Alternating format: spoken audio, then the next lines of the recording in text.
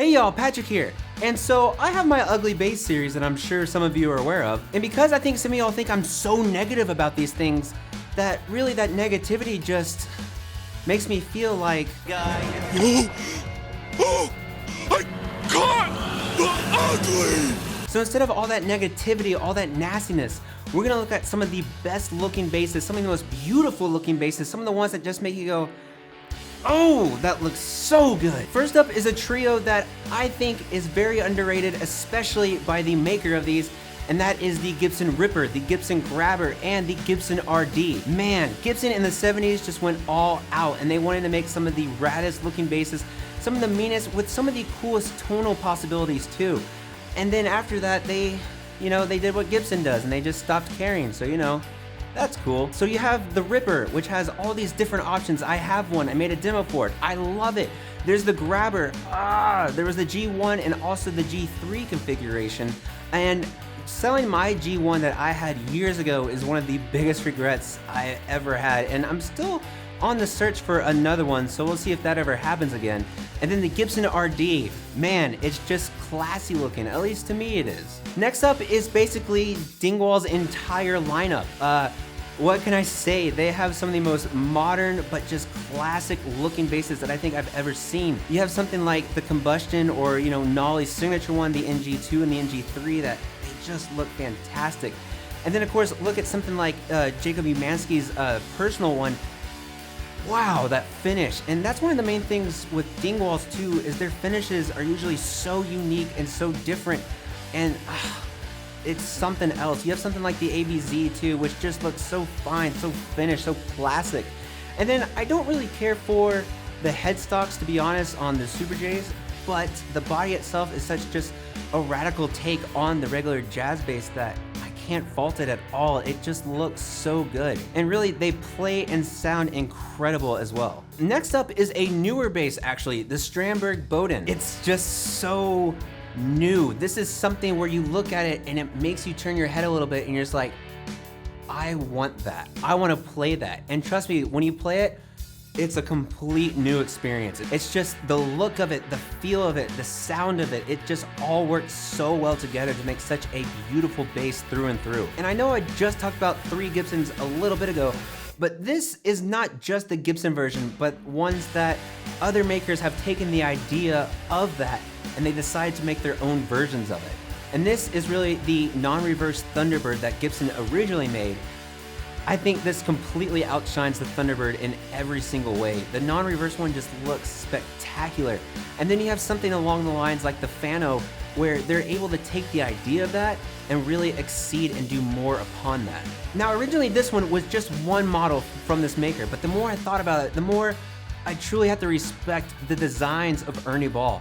Now, mainly I was looking at the Ernie Ball Sabre because I want one so bad. I love the look of these and really the tiny differences between this and the Stingray that make a huge difference in playability and sound.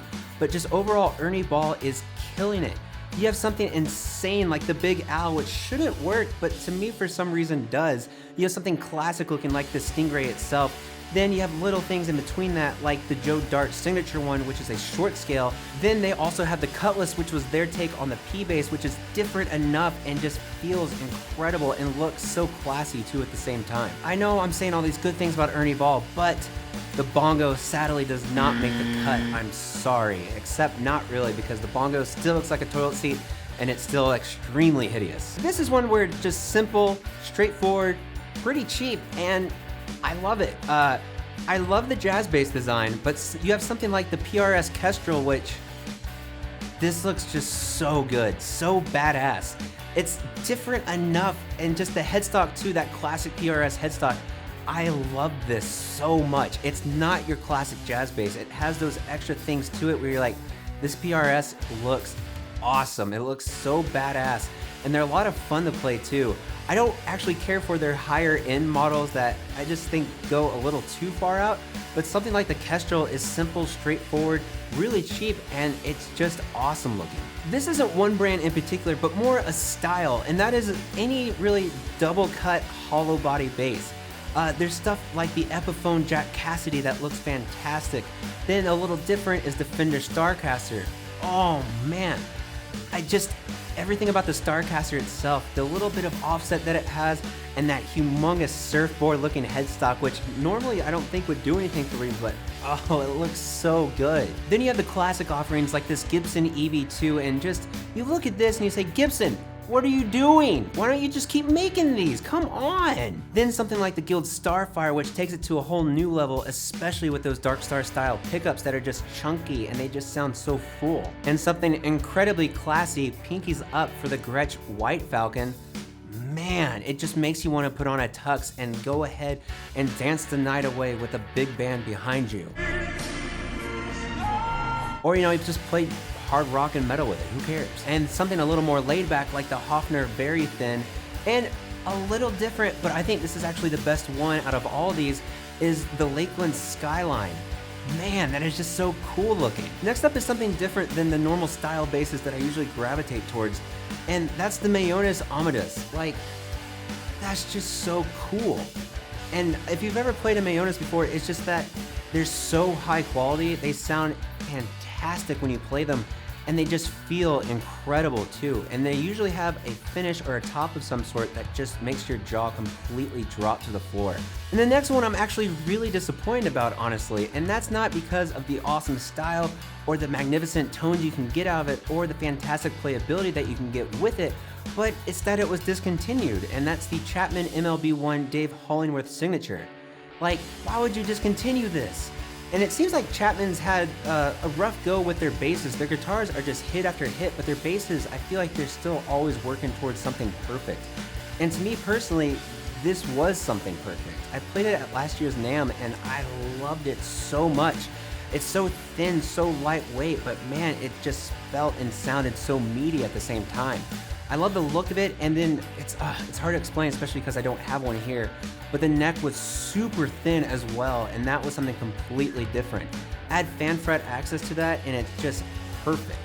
But this is something where if you can find one, I highly suggest you buy it. I'm low-key on the look for one too for a good price, and it just sucks that they discontinued it, but maybe we'll get a reissue of it or something different and even better in the future. This one should be of no surprise to anyone at all, but the Fender Jazz bass. What can I say? I'm a jazz bass guy. I guess I always have been. From the first classic vibe that I had to the SX copy that I had. I love jazz basses. They look perfect to me. They're just so iconic, and I also love the different ways that different brands have taken that and put their own spin on them too. Like the Sandberg California, if you ever play one of these, you're definitely gonna wanna buy it instantly because, man, they took the jazz bass and they made it better in almost every way. Sandbergs just play really well, and I think the style differences that they made are a huge difference, and they just look amazing. Then you have something also like the G&L L2000. This is different, and it still looks really good.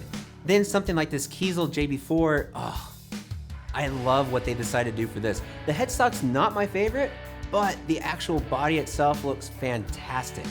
And of course, my number one bass is my Fender Sage Green jazz bass that I love to death. And I don't know, the Fender jazz bass is just, you can't get any better than that, in my opinion. And finally, for the bonus round, we have any bass that's in Pelham Blue. This is like the coolest color on the planet. I'm pretty sure you could put this color on, say, like a BC Rich, and I would still be like, okay, I kind of want that. But Pelham Blue is just such an awesome looking color. It's beautiful, it's bright, it's inviting. Especially pair that with black hardware, black pickguard, something like that. Oh man, come on, look at that. But those are some of my favorite looking basses, some of the most beautiful, best looking basses that I've ever seen. What are some of the ones that you guys thought of, and which ones did I miss? Let me know below, and if you want to see more, beautiful basses too, let me know that as well. But thank y'all so much for watching as always. If you like this video, want to see more, if you want to see the ugly bass series too, there's definitely going to be more of those. And just more bass stuff in general, go ahead and subscribe. And if you want to help support the channel like these beautiful people right over here, head over to my Patreon page for things like early access to videos, giveaways, and more. And thank y'all so much for watching as always. This one was different and actually harder than the ugly basses because it's like, okay, which ones are truly the best looking basses, which ones are truly beautiful. But thank y'all so much for watching as always, and I'll see y'all next time.